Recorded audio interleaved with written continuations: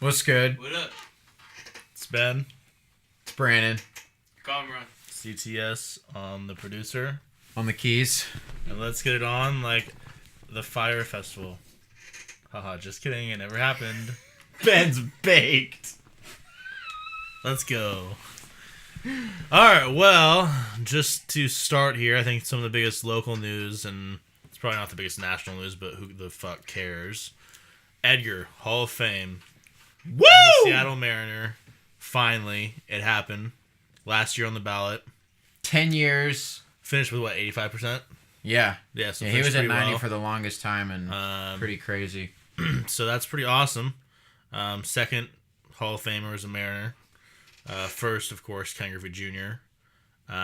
Might be a long time till we see another Mariner in the Hall of Fame. Well, Ichiro, whenever he decides to fucking retire, that's true. You know, I guess just sign him to a minor. I guess it's not deal. gonna be a long time, but who knows? Yeah. Could After play him, for another- yikes. Yeah, who knows? I don't think Felix will make the cut. He's yeah. not great. But I think it's always cool for the city to have this kind of unison sort of, I feel like, cheer for this one person that we all kind of fell in love with, I feel like, because he kind of embraced Seattle and we embraced him back. And Yeah, he embodied it for I sure. mean, he just... Being the other Mr. Mariner, you know, outside of Alvin Davis, but, you know, 19-year career, Yeah. all with the same ball club. Just That's seeing awesome. on and off the field, always yeah. a great guy. I mean... Nobody has a bad thing to say about Edgar. Yeah, which is like amazing. Yeah, ever, you know. And I heard like Tim Kirkton today, you know, big ESPN personality, been covering baseball for who knows how long at this point. I heard him talking about how like when he just talks to the best pitchers, you know, during Edgar's era, they always, whenever he says who was the best hitters and stuff like that, they always bring up Edgar. Yeah. No matter what it is. Talk And, about like, a maybe tip he of the didn't- hat respect thing. And maybe he didn't put up like, you know, 50 homers and 120 RBIs every year. No, not astronomical stuff for That, sure, but he was so steady every year, and he always came up with these clutch hits at the right times, and you saw that with, you know, the amazing 1995 ALDS double against and the even Yankees. even the night before, dude, with that grand slam in like the 8th, we were down 5-0 and tie at 6-6 going into the 8th, and he clears the bases. Yeah, clutch hitter. Yeah, for so sure. I think it's just amazing for the city, to be honest. Amazing for him finally, and that's great. Yeah. Especially with your last opportunity, you know, and then last year getting so close, you know, right at like the 70% mark, and you need 75. I think it's pretty crazy that you have an award named after you and you have to wait all this time. Yeah. You know, like... For sure. And should like I be get, there. you know, you got your skeptics and stuff about DHs and relievers in their roles in the Hall of Fame and if they should be in there or not because they're not starters and they're not position guys and getting gold gloves and World Series rings and stuff like that. But you can't you can't deny this kid's statistics. Yeah. Kid. Ha. Well, speaking of statistics, and this is why I'm looking at my phone right now. This is a great tweet by Greg Johns. Oh yeah. I don't know if you follow him, I do. but he covers I do. the Mariners for MLB.com. And Edgar Martinez versus top 3 pitchers on this year's Hall of Fame ballot.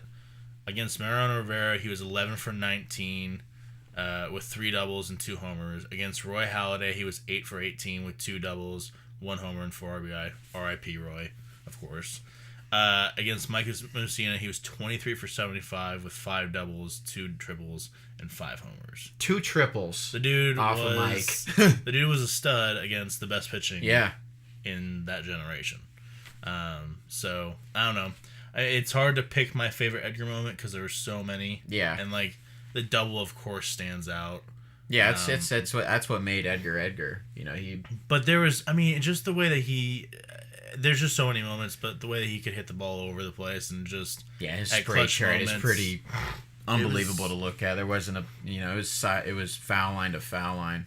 Yeah, Crazy. it was amazing, and I'm super excited. Here's the thing. This is my only thing about this, and it's not Edgar's fault at all. I know where you're going. I'm a little worried the Mariners are going to abuse this. They're going to use the shit out of it PR-wise, Make dude. the most out of this, Like- and they're going to, you know... Yeah, because remember when Griffey got inducted in 2016 and we found out, and like the whole... Yeah, we had a week-long thing for him and stuff like that. But even before that, like, we knew in January that he was inducted. And I just feel like it's something that the Mariners cling to on these losing seasons. Exactly. We are moral victory experts. Yeah. And listen, it's great to celebrate Edgar. Yeah. It's awesome. Yeah, he deserves it. There's not for 162 games, because at some point, and I'm sure he doesn't even want to. No, he is not an attention guy. I'm sure he would love to see the Mariners win instead. Yeah. But unfortunately, that's just where we're at. And, like, listen, I wasn't expecting any big things this season.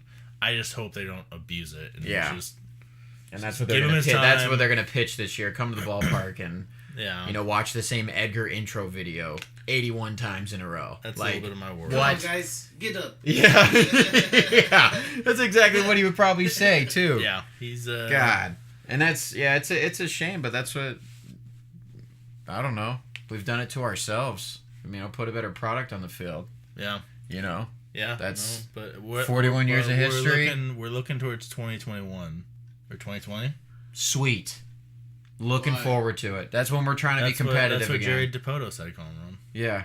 That's when he says we're going to be competitive. Do you know how bad we're supposed to be next season? Well, I know we got rid of, like, everybody. So. Who the fuck is left? We're supposed to be really... I mean, I guess here's the thing. We're really bad almost every season, so... We already were bad, and then, like Seager's not even on our... No, yeah, he is. He's one of the few last remaining. Him and Felix. Yeah. Like, if you have, like, original Mariners... I don't even know when you go back to, what, like 2011? Yeah. 2012? Like, I don't know, since Jack Z? I don't know. Yeah, it's been rough, and we'll see. There's very little storylines heading into the season, and it's almost unfamiliar territory. Like, I'm not saying that last year we had a little bit of promise. The Astros, coming off of a World Series victory.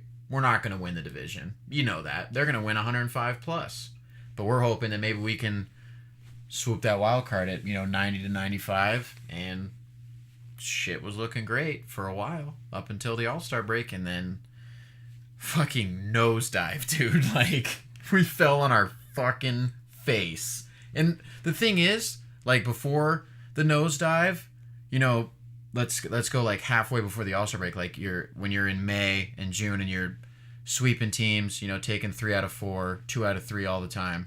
And you're doing it with Felix being absolutely garbage, and Seager hitting 220. Like, two somewhat faces of your franchise outside of Cano, Cruz, and Paxton. Right. And you had players like D. Gordon and your locker room guys, and Haniger's doing his thing and stuff. But after the All-Star break, we knew who we were. And that's when reality set in. That's when Seattle fandom set in. Like, oh, it was too good to be true.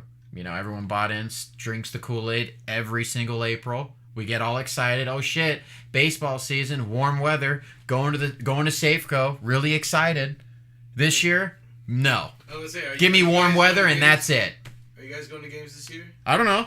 Honestly, I'm gonna go. I'm gonna fucking go. I'm not gonna boycott this team. Like, it's not like they did anything wrong, other than they did it to themselves, dude. You had a huge payroll with a bunch of aging former superstars, and sorry, you only have a small window to compete with people that are getting older and older, and then reality sets in, and people break down or get hurt, cop steroids, and Paxton was great last year for us, outside of his DL stints that are just a trending thing with him. He can't make 33 starts to make his life, probably never will.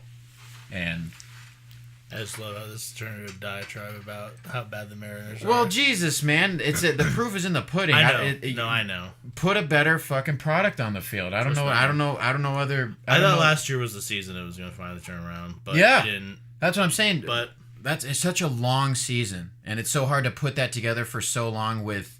Yeah. I'm not saying below average, but you lost Cano for 81 games. I know. Like, come on, that's tough. And then you have your experiment with Gordon in center field, and then you ask him to play second, and then, just sucks. Just sucks. But Edgar's in the Hall of Fame. My favorite Mariner of all time. That's all that matters right now with the Mariners, and that's your energy. That's it. That's it right now. I mean, when the time comes, it's so early. I'm just not gonna even I know. fret about the Mariners, but I get what you're But saying. yeah, I Last year mean, was- spring training will be here before we know it, and that's when I know. the buzz starts happening, and everyone gets excited again for baseball season, or somewhat excited. But shit, even the casual fans are gonna be like, "Who the fuck is on this team?" no, sure. Like it's just what it's gonna be. But luckily, we still have some football left. That we do. That we do. Unfortunately, we don't have any football this week unless you're. Oh, Pro Bowl. Is that this week or I thought it was after the Super Bowl? No, they do it before. They do it before the Super Bowl. Yeah. I think it's Do on they? Sunday. I thought it was after the Super Bowl. No. I think it's on Sunday. Well, either way, I won't be watching it. But I'll watch it. Just 'cause I will be Yeah. watching probably the Senior Bowl because I'm a draft Nick. And yeah, I'll watch that too. I'll be there. But there is actually a big game the week after, February 3rd. We won't give any predictions this week. We'll dive more. Ooh, We'll teaser. dive more into that Teaser. game next week with a little prediction, a little bit more analysis, stuff like that. But this week I kind of want to focus on some early storylines I think are developing quite quickly. I think some of them are really obvious. I think you got the Patriots just back in the Super Bowl. You kind of have like, I don't know. Let's pick our favorite storylines. Do you want to go first? My favorite storyline is probably, everyone goes quarterback versus quarterback. I think it's cool that it's Goff versus Brady. Goff's in his third year, just like Russell was when he faced him. So we'll see. Because No, Russell's in his. he won it in his second year, and then he went back in his third year. So Yeah. What's funny is they're both from like the same area. yeah, too. exactly. Got some It's- similarities. Not a whole lot, but they got a little bit, and it will be interesting. And that kind of brings me to mind is like Belichick versus McVay, Yeah. the coaching matchup. It's not the oldest coach in the league. Pete Carroll is the oldest coach in the league somehow. Belichick acts like the oldest coach in the league. Just a grumpy old man. And it's just like this, this new age versus old age, defense versus offense, just this young versus old. It's just got kind of all these meshing points coming together that really makes it an interesting matchup. I'm excited to see it. I mean, you also have LA Boston. Always fun. Yeah. Always fun. You're always gonna hear, your fuck Boston, fuck LA chants probably all game long. Yeah. My other favorite Two huge storyline markets. is Gronkowski in Atlanta. He's gonna have a great time. Broads in Atlanta. He's gonna have a great time at all the strip clubs, probably, especially if they win in Atlanta. I can only imagine Gronk just tearing it up there. I mean, fucking Gronk would tear up Milwaukee, Wisconsin. The guy would fucking throw a party anywhere, but if you're going to give him fucking Atlanta? the stripper capital of the United States of America, Atlanta. fuck. Yeah. Fuck. It's going to be a problem. Another big storyline is that Chick-fil-A is closed on the Sunday of the Super Bowl. Oh yeah, I mean, because they're like super religious. I know, but it's just a big story. That is, yeah. That's going to be... Chick-fil-A Because is- I fucking love Chick-fil-A. You do too? Hell yeah. Okay. Huge glad we're Chick-fil-A connecting guy. Here. I Glad don't- we're connecting. Here. Huge. I don't have it enough to. Oh my god. See, that's the anytime issue. We need it I'm here. in the Linwood area, So I'm Chick-fil-A, going. if you're listening, please bring one to Shoreline. North Seattle area. Yes, exactly. That'd be cool. Thanks. That would be cool. There's a lot of Thanks. places to put it, dude. Fuck. That's And what it I'm would saying. it would succeed. I just need a couple of chicken sandwiches with a couple of different dipping sauces and some fries. Waffle fries. Yes. Need please. them. Yes. Please. Need them. Thank Need you. more of them. Thank I you. wish. So we're probably And getting thank you. Chick-fil-A now. Huh? Oh yeah. Absolutely. If they want, I'm in. Yeah, we're plugging them. No matter what. It doesn't even matter if they want it or not. We're plugging them. I don't know. I think some other interesting storylines just to bounce it off. I mean, like Tom Brady, just 9th Super Bowl. yeah. I'm Chance at Belichick. his 6th ring. He's going after Jordan. Is there like any possibility that Belichick and Brady retire after the Super Bowl, and maybe Gronk if they win? I don't see it. I honestly see ride them. off I'm into gonna the say sun. the exit strategy. Do they ride off into the sunset? If they have it right out to the sunset moment, they got to win first. I think another, You know. yeah, and that kind of like bounces into another storyline of maybe one dynasty is starting. Maybe God, one I hope dynasty- not. Maybe one dynasty is ending. You just never know. We had our chance to dethrone them, kinda and we interesting. fucking shit the bed. Kind of looking into it pretty far. No, but, I know. I get you. the Rams But- team's pretty good. Oh, for sure. But that's And- what I'm saying. They were all in this offseason. No, With that true. fucking payroll, they were saying Super Bowl True. or fucking bust. And Dominican Sue, Marcus Peters, True. getting Donald back on board. True. And it's been amazing how Aqib Talib. the Patriots have done it because they don't do that. No, they do the exact opposite of that. Exactly. They literally, well, first off, it's nice when your quarterback takes less. Every once in a while, they'll sign a big free agent. Exactly. Like Randy Moss, right. Exactly. But nowadays they just sign these guys to plug and play, and they coach them up and turn these guys into pro. Exactly. It doesn't matter who's on the field for the Patriots. Okay, the mad scientist is there, which is Belichick, and he'll find a way to succeed and win 10 games and win the fucking AFC East every single year. Yep. There's nothing nobody can do about it. Yep.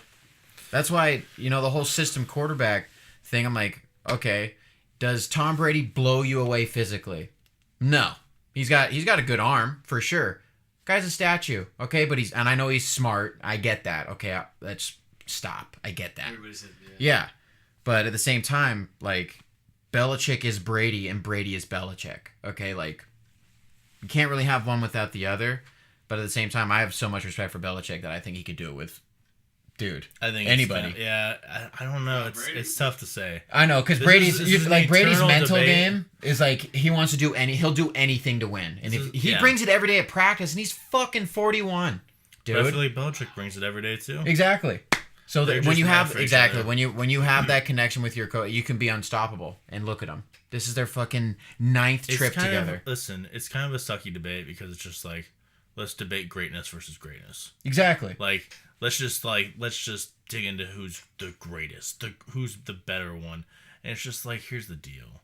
They both did pretty well. Yeah. Like, there's no doubt about it. I don't know. It's hard to say. It's a hard debate.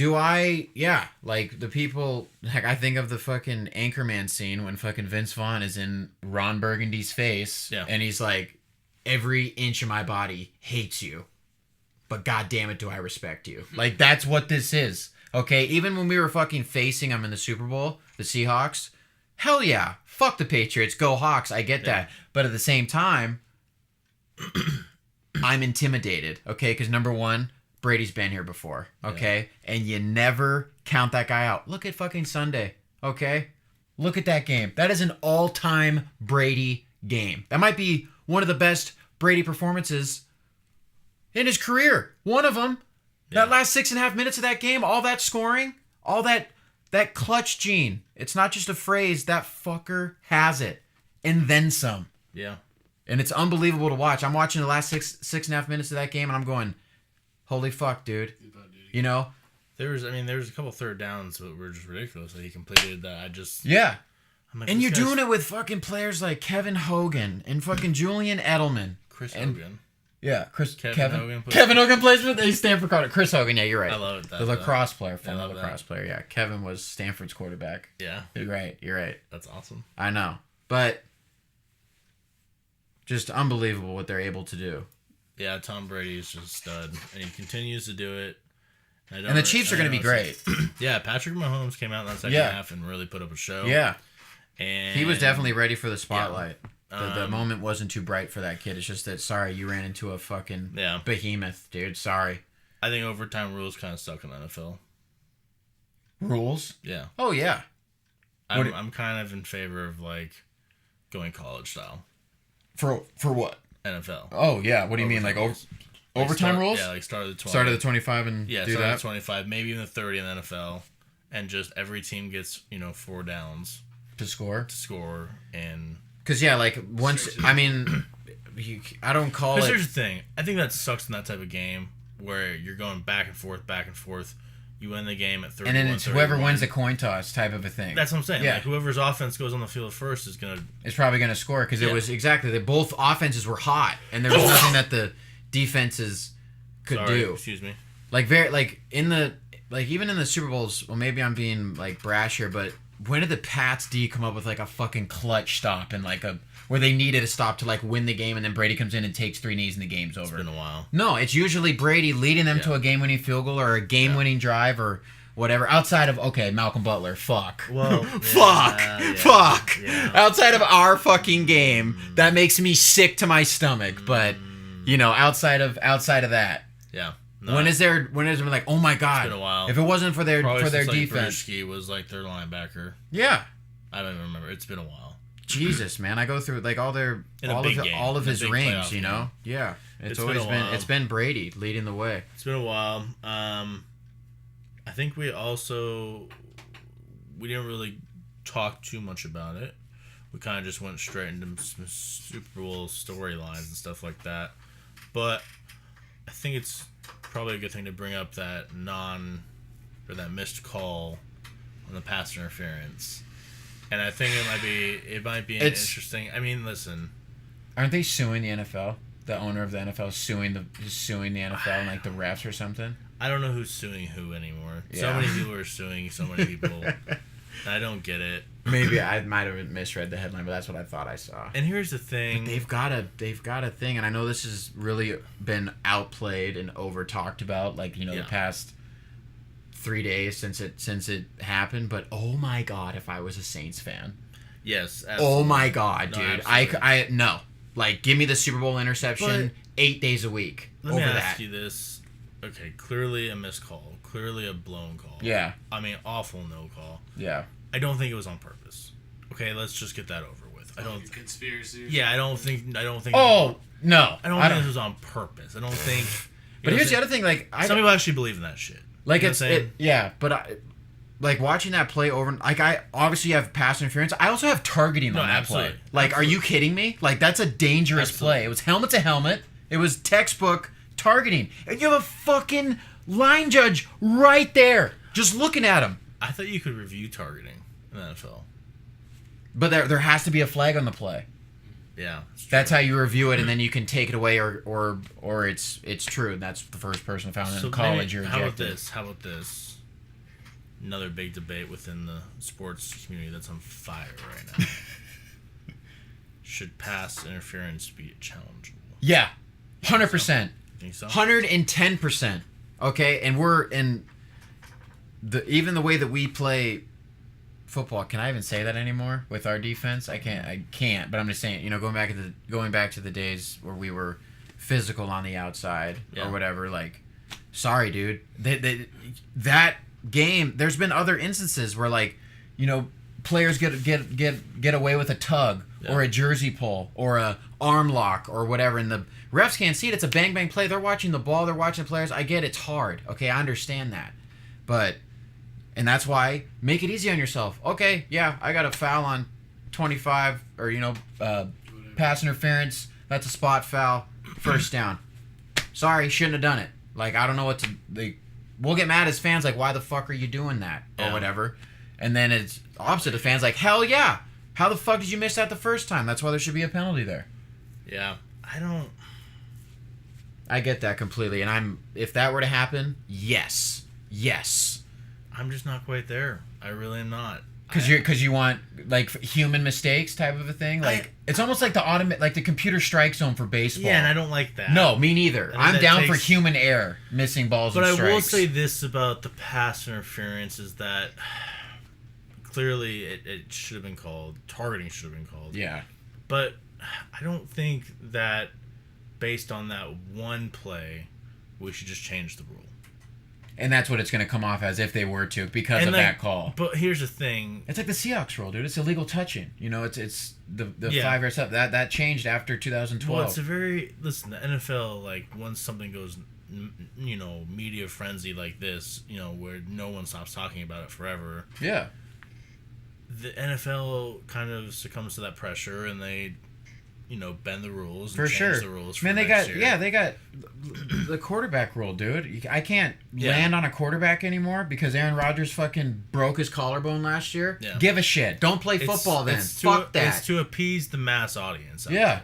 Mass audience. This is a bloody gladiator game. Who love offense. Yeah. Who wants to see a high amount of points. Yeah. They want to see probably everything challengeable, which I don't think is right at all. Yeah, everything, I understand that, but that would be that. Yeah, everything favors the offense. See, that's my issue. I think once you allow... what rule favors the defense in fucking football? There's none. But I think once you allow challenging, pass interference, I think that opens up a can of worms to challenge everything. Any other flag. Yeah. I think that's... Holdings. Like, there's holdings on every play in football if you watch. If you watch fucking game film, everybody's got a hold of a fucking jersey. or fucking. And here's the thing: what's gonna happen when there's like a very there's a receiver and a defensive back going back and forth, hand fighting. Yeah. And someone gets called say the defensive player gets called for pass interference. Coach challenges it. I mean, like, and they look and at how it. do you go back? Okay, incidental contact. They're both like, going after the ball. Yeah, so like no now, foul. What are you gonna call after that replay? Or I you don't pick know. the flag up. It just so you can. You gotta. I don't know. I mean, you got to be able to help the defense in some situations because you don't ever. So if there's. But I'm worried it's not gonna help the defense. Yeah. I'm worried that it's gonna hurt. But if they pick the flag up, because that I would think help what's the gonna defense. happen. I think a lot of offenses are gonna take advantage of that. They're just gonna throw the ball up they're and just just tuck it up, hope for pass interference, challenge it, and then get the call and get those 50 yards. I get that, but you just gotta. I just don't see that happening. No matter what, we're all gonna watch football because we all love football, and it's gonna happen. So, period. I'm gonna watch it until it's. Flag football. I hope when I'm, maybe twice my age that the NFL's still around. That's literally I feel like we're. Yeah. Heading that way for not having this game anymore. 30 years from now. I'm scared. TBH. All this concussion shit, all that, and all these rules. It's becoming fucking flag football out there, and it's fucking tough. It's hard. And people growing up playing sports are going to choose other sports. They're like, fuck fucking football. I can't even, no thanks. I know you can teach them how to tackle better, and it can be different, but I don't know. Other kids are going to be more attracted to other sports, I think, over time, because you're like, well, fuck, dude. If I'm not the quarterback, I'm not having fun. This is bullshit. And not every kid's destined to be a quarterback, so fuck. No, for sure. I don't know. We'll see. Football was on decline last year for sure, ratings wise, terribly. They were really struggling, but this year it surged. Tough, and it's now it's bad. It's the scoring. It's just bad. And I think so. Maybe more kids are going to be attracted to it within the next couple of years. It's kind of like that Steph Curry effect where people are all of a sudden shooting threes. People don't want to go out and just chuck the football around or be a receiver and just catch the ball or be a running back or be an offensive lineman for that team. Be like, oh, we're just going to run a bunch of plays and I'm just going to have to pass block all the time. Sounds tight. I can make $11.5 million a year doing that. I get that. Exactly. Yeah. So if you have the body frame for it, then fucking yeah. So who knows? But luckily, we do know that there's going to be football next year, and the Seahawks are definitely going to play next year. Yippee! Yes. And I think one big phase of their offseason is free agency, of course, for any team, of course. Yep. But the Seahawks, I think this is a big offseason for the Seahawks to make that pivot to a Super Bowl caliber team if they really want to. And I think free agency... you're right. This is a... Yeah. Free agency is a huge part of that. Yeah. What's two free agents that you really think the Seahawks could benefit from? Kicker. If you're going honesty road, not bringing back Seabass. Guy's 41. So who's out there on kicker? I think Vinatieri, Gold, Jason Myers, who we should have took, who should have won the job last year. He signed. That was a 1-year deal with the Jets. We'll see if they try to get him again. But I'll take him. He was 33 out of 36. Yeah. We might have been 12-4 with those numbers. Fuck. That's tough when you look back at it. But I get it. He's a veteran. He's been there before.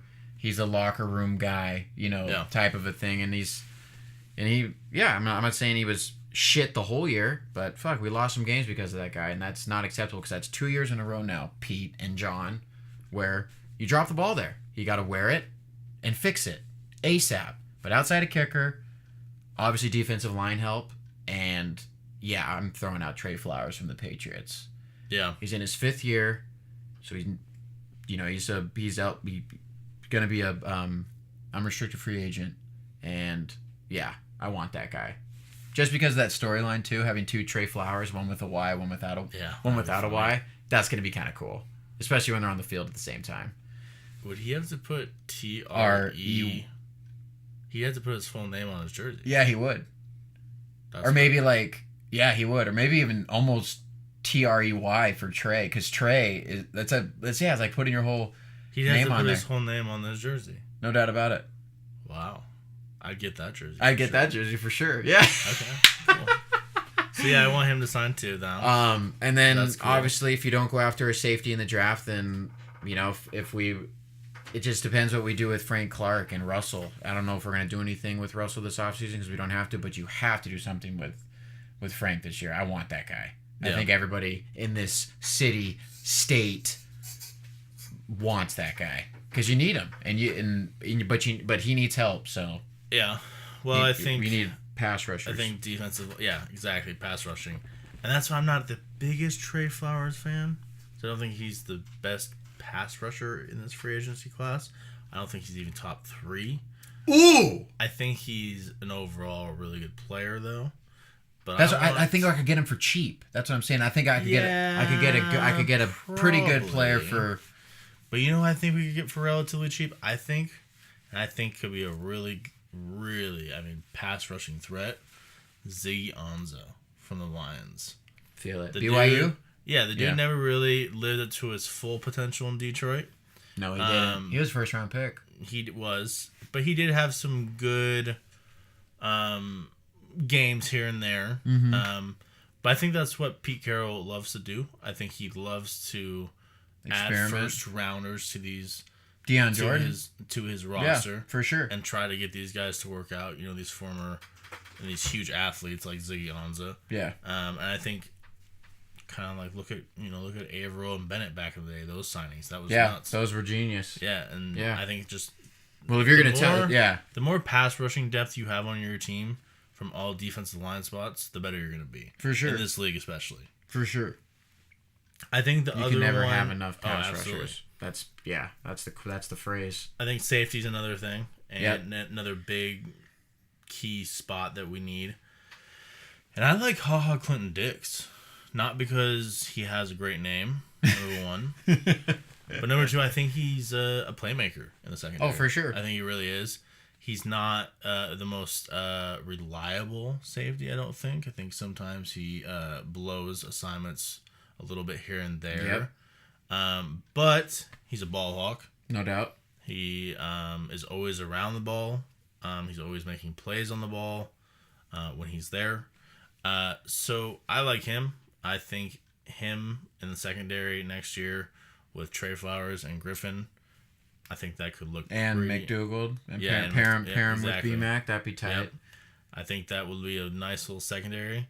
I think that might help Yeah. them. And I think it just comes down to Done. like money. Like, do we have HaHa Clinton Dix money or do we have Landon Collins money? I don't know. So Yeah. we just need to know what we're gonna do. I think Landon Collins is definitely going to cost a lot more than HaHa Clinton for Dix. sure. Just because they're different players. One's Pro Exactly. Bowler and one's not. So it's like, Exactly. yeah, You got that I title. get you. It's going to get a little bit more money signs. Yeah, I don't know. We'll see.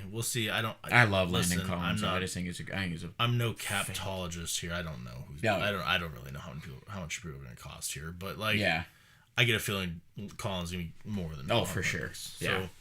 but we'll Absolutely. see. Who knows? And maybe the Seahawks won't make any moves whatsoever. Exactly. Like, well, yeah. Watch And maybe us. just might sign like Somebody random. Not another- random, but another- maybe we'll. Yeah, we just Yeah. we have 4 draft picks. 1, 3, 4, and 5. That's it. Not a lot. Yeah. So no second round picks. So that sucks, man. That's your first and second rounders. Those got to be your Pro Bowl guys. Like eventually, they got to be if you want to be successful. Especially where we're on this hinge, dude. It's like 2012. Like you have the second half. You freaking dominate. You look great. You found your identity, and then you get into the playoffs, and we were one and done. You know, we beat Washington in 2012, and then we got to go to Atlanta and shoot out. Blah blah blah. Know how that ended. But now we're right on that cusp again of, we have our guys. We have Chris Carson. We have hopefully Penny, and Lockett's been reliable at receiver, and then you have your franchise quarterback, which a lot of teams don't have, and I'm thankful to have one. And I want him to take the Brady approach, where he takes less, and he's not gonna. happen. He's not gonna, and it's upsetting. And I'm like, dude, It's too you make a lot of cash. Yeah, it's Like, not gonna happen. God damn it. Not gonna happen. I also think we need offensive line help. Absolutely. Are you so? Yeah, I'm not. I don't like a Fetty on the outside. Absolutely need offensive Screw line. that. Especially because J.R. Sweezy and Fluker are free Or agents. free agents. Yeah, they were one year. And who knows? Let's see. And you never know. You just never know with those kind of guys. And I want both of them back. I thought they were both great. Obviously, late season injuries, so we'll see how those heal. Yeah, but I mean, they gelled well for sure. Really when they were hitting, we're a better team because of it. If you want to run the ball, hell yeah, control the clock. I get it. You gotta have big uglies up front. That's where it starts. And speaking of Seattle teams, just a little bit away from Seahawks, we have another team having a lot of success this season so far. UW basketball team. Go Dogs. It's been a little bit, but after the Romar era, which had some really cool moments, high highs and some real low lows. Yeah, no doubt about it. Towards the end there, especially. Yeah. Luckily, UW and Jennifer Cohen. She's been just crushing it. Made a big hire. Yeah. From Syracuse, Mike Hopkins. Mm-hmm. And so far, he last year he showed some promise with a team that really struggled the year before. Yeah. This year, he's got them off to a real hot start. They're 6-0 in conference play. Or are they 5-0? 5-0. 5-0 in conference play. They're 14-5 overall. Mm-hmm. 14-5 overall. Got him on the bubble right now. Yeah. The tournament. Took Gonzaga to the wire. Lost on a buzzer beater. That would have been a cool win, but So what do you think? Is this the year that we break the streak? That we get back into the madness? Is this a tournament team? It looks like it, just because how weak the Pac-12 is. I think we're going to be lucky to get one team in, maybe two. That's my worry. Yeah, my worry is that it's going to take 23 plus wins, I think it's going to take 24. You think man. 24? Yeah, I really do. That's just what I was thinking too. Look at everyone's on a down year outside of like us in Arizona. Like, I mean, in Arizona's had bad losses. Even Arizona's having exactly. And Oregon, Jesus, they were a preseason favorite. ASU's struggling. It's bad. Rough. It's really bad. So we got to take advantage when we can, and that would be awesome to make the tournament. Obviously, I think the thing is with this squad, you have lots of veterans on it. First off. 4-year players are not common, and that's a lot of guys that have a lot of experience. Yeah, a lot of guys that are pretty talented. No doubt about it. Long and athletic. Yep. Guys that I think kind of are alpha dogs, honestly. Yeah. Have some alpha dog mentalities. For sure. Jalen, man, that guy wants the ball, and he's 20 years old now, and you can see it. We get on slow stretches, give the ball to 5. And you have your defensive stopper in Thibault. Yeah. So if you ever play a team, if you ever play a team with a guy, that is just that automatic score, you put Thibault on him. Yep. Noah Dickerson's not even playing that well. No, he's had about, I'm gonna say, maybe 6 straight bad games. Yeah, he's like single digits, foul trouble. If he gets it together, who knows? Exactly, and that's what their phrase is, tougher together. And it's not. I'm not saying they draw straws in the locker room. Like, okay, who's dropping 20 tonight? Yeah. Okay, who's gonna lead us? Is it gonna be Dominic Green going 5 for 7 from 3, and he'll lead us with 20 points, or is it gonna be Thibault out of nowhere with 5 blocks, 5 steals, and maybe like 12 points, or is it gonna be Jalen dropping 30? Yeah. It's so and crisp. In the Colorado Utah series to start off the season, he averaged 20 points within both games and was lights out. And that's how you can make the tournament again, is having these 4-year players, and you sprinkle in Naz Carter, and you sprinkle in Jalen Noel, and you have so many options. And the more options that you have, the more success you're going to have, because you can have players have off nights. Like Noah Dickerson, he was a preseason all-conference player. And he was an all-conference player last year. Yeah. He took DeAndre Ayton to goddamn school in his own gym. Yep. At Washington, I shouldn't say. It wasn't at Arizona, but no, but I get you. But this year, number 1 pick DeAndre Ayton. Yeah, exactly. Yeah. Number 1 pick. And he dropped like 22 points on him, on him in the paint. Ugly buckets, but they were good buckets. And you win on an absolute miracle 3, and we were at that game. Jealous. I remember you guys saying that you guys were going to be there, and I was, I hit the fucking roof of my house. It was a great game. Yeah. It was a great game to go to. No doubt about it. Yeah, I don't want to look too far. I mean, we've already looked forward to the tournament, but if we end this streak, we have the Oregon schools this week. If we can end that streak in Eugene, I think I don't know how many games we've lost in a row there, but I think we're approaching 10. It's bad. Yeah. Because, the last 3 years of Romar were bad, so that's 3 losses right there. 40. Okay. And in all honesty, I'm hoping for a split this weekend, because you want to win at home, split on the road. That is the code for college basketball, and obviously you should sweep sweepable schools on the road when you're just flat out better than them. So this is a big weekend for sure. Yeah, so that's I can't. You gotta go to the Arizona schools this year. They're not coming here. Right, that's big. Yeah, and they're both doing well. You're gonna have to at least split that. Yeah, if we can split there, like even last year, like that's when we started. Taking off is when we swept the Arizona schools, and we had Arizona on Saturday. You beat Arizona State, and then Arizona comes on Saturday, sellout crowd, and you win. And then we won like 3 or 4 in a row. But that was like our peak, and then we lost to Oregon State on a buzzer beater, and we lost to Oregon. You just kind of fell off there at the end there. Is that when GP Junior was on that team? No, last year that's the Anderson twins. He pulled up even the year before, or a couple years before. He hit one where he traveled. Yeah. And DeJounte Murray was on that team, and he hit a buzzer beater. Then he did it again last year, and it was a heartbreaker. They were winless in conference that year, didn't they? Yeah, that was the one game they should have won. Yeah, I remember that. But I do think this is a tournament team, just because I think it should be. It should be. Exactly. Just because, exactly like you said, the leadership should. Yeah.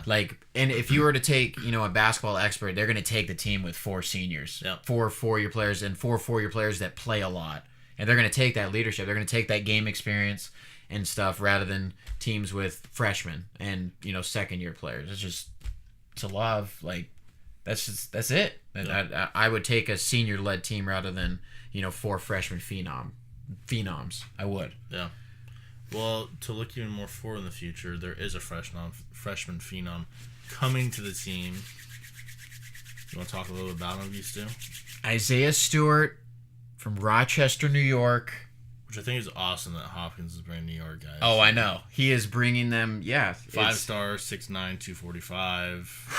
Phone number, I think he's the number 5 overall prospect for 2019. And now we're just waiting on Jaden McDaniels. From Federal Way. Literally, they're saying he's the number 1 overall pick in the 2020 NBA draft. They're already calling him that. Just like they did with Michael Porter Jr. Yeah. And then Fultz, who was here, he's been a bust to a degree. Yeah. Not really his fault, injuries, but the kid's got the talent to be good, but I don't know. Stewart and McDaniels. And Quade Green, that transfer. Exactly. You got to count that as a part of your recruiting class. Exactly. And then if Noel comes back. Yikes, bro. I'm not only making the tournament, I'm making a run in the tournament. It's pretty ridiculous. And you pair him with hopefully what I think is a great coach, X's and O's coach with Hopkins. That's the thing about Romar. He wasn't an X's and O's guy. Yeah. He counted on his floor generals, his Isaiah Thomases, his Quincy Pondexters, his Brandon Royce, his John Brockmans to say, okay, guys, when you're on the floor, you need to think like me. Yeah. And sometimes they would think like Romar, and Romar didn't know what the fuck to do, and you'd have bad lapses, and you'd have bad defense or bad offense or whatever. But that's not a slight to Romar. He gave us a lot of good moments and a lot of great players. No, I know. And he was a great recruiter. He's a great dude. No. Just not the best coach. And I think we have a great dude and a great coach, and that is how you win in college basketball. That's what I was gonna say about Hopkins, and I think that I want to touch base a little bit on Hopkins. Is. Wow, is that a slam dunk hire? By Jen. Yeah, there's no doubt. There's no doubt about it. I mean, is he going to leave? I mean, See, that's the thing. Last year being his first year and the success, and people are saying, okay, Boeheim's getting old. The man's peeing his pants on the freaking court. He's getting old. And would he try to build a little bit something here and then just go back to his alma mater and just stay there and be the next Boeheim, and stay there for, 20, 30 years or something. I don't see that just because of how he got Isaiah to come here, is that he wanted out of Boeheim's shadow and he wanted to start his own legacy. And Isaiah said, hey, I could be your first big recruit. You've been recruiting me since the 8th grade. And they had that connection early. Yep. And I see him having that connection with the next guy. People, not just from his Syracuse roots, but people who are here, like Jaden McDaniels, who are, we have hoopers here in this city. Look at the evidence of, people that are in the NBA still. Come on. And in the past, obviously. We need to keep those guys wanting to come here. Period. That's how you build it. And we're not, I don't care. Delaware. I don't get, just shitty cities or shitty states that don't have top prospect. Yeah, exactly. If you want, we need that. Football's different. You can go to California, Texas, Florida, and then hopefully to keep an actual fence around your state. Anywhere in the South. Exactly. Yeah, anywhere in the South. But with basketball, if you have the talent in your own place, you need to keep him home. You need to keep him to stay here. And Jaden, he's a 1-year wonder. He's going to be here 1 year. Hopefully we'll make a run. And gone. Him and Stewart. Yeah. And Jalen is going to leave if he comes back for his junior season. But as long as we make that run, and then, that gets more people on board with recruiting. That helps recruiting so much. Players want to go to teams that are making the tournament because it gives them exposure. And they get more film and coaches are in the stands and scouts are in the stands and stuff. It's better for them in general. Yeah. It just always is. But at the same time, I understand that Pac-12 is kind of a joke right now. And it's kind of it's tough. But if we can be the crowning jewel, just like we are in football, I'm down. I'll be the shiniest piece of trash. Give us a shot in the tournament. Huh? Give us a shot in the tournament. Yeah. That's it. That's all that matters. That's exactly it. Once you make the dance, just like the playoffs. Once you're a part of the dance, you have just as good a chance as anybody. Yeah. I think it's just fun to have fun to see UW basketball, be successful again because a lot of good memories about that. Oh, for sure. Absolutely. So. Yeah, we have a lot of good stuff. And it's a nice, segue from Seahawks football until the Mariners start with basketball not being here and not having hockey yet. Yeah. But it's a nice little thing because, even if the Huskies aren't in it, I love March Madness. Oh, yeah. That is... Sure. Yeah, that's one of the best. You've done a bracket every year since 4th grade. That might be the best sporting event. Yeah, I'm with you. In my mind. I'm with you. It's the one that I pay the most attention to. You like that take on, man? Being in school, dude, and staying in during lunch to watch a 7-10 game or 7-seed 10-seed game basketball every day for 2 weeks. Yeah, I should probably request those days off from work. Actually, now I'm thinking about it. See, because I'll sneak into our lobby and just kind of in the games on. I'm moving out of my good house this year with all the TVs, so I'm gonna have to find a new setup. I'm gonna be living at my parents' house for a month. They're not gonna want me to set up 8 TVs upstairs. No, we're doing it. You're doing it. My mom's gonna be so upset. Your dad will appreciate it. But yeah, I'm super excited. But it'll just be that much better if the Huskies are a part of it for me because it's it'll remind me of when Isaiah was our last guy to take us there. So yeah, it's been a long time. It's been a long time. We've had good players since then. It's just 1-year wonders, and Fultz got me 9 wins and he was the #1 overall pick. Real cool. That was pretty bad. Yeah. That was pretty bad. Speaking of good memories, old man thoughts.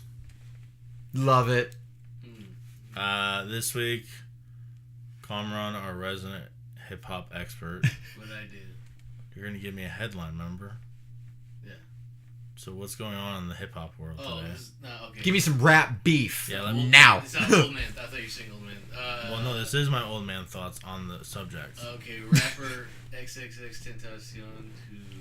Yeah, so we went over this. He was killed today's his birthday. Today's birthday. He was killed last. To be honest, didn't know he was dead. So old man evidence #1. I honestly didn't know he was dead. Didn't know him by name, but I knew him by picture. So I don't mean to be speaking of the ill right now, so I apologize. But how old was he gonna be? 21. That's what I thought. So R.I.P. R.I.P. to him. I don't know why he died. Okay, well. That's how, not why. Oh, he had money on him because he was pretty much about to do he's at a car dealership Okay. And he had a lot of cash literally on him. Okay. And people pretty much plotted on him. Yeah. It's crazy. Wow. Okay. Why was he carrying around so much cash? Well, that's the thing. Like, people were mad at him because they're not mad at him, but people were like, "Why is he not Disappointed. Because he was huge. I mean, he was in a freaking I8. I mean, he's not like no. Right. In a what? I8, a BMW I8. It's like a super. Okay. Gotcha. Crazy sports. Ben. Gotcha.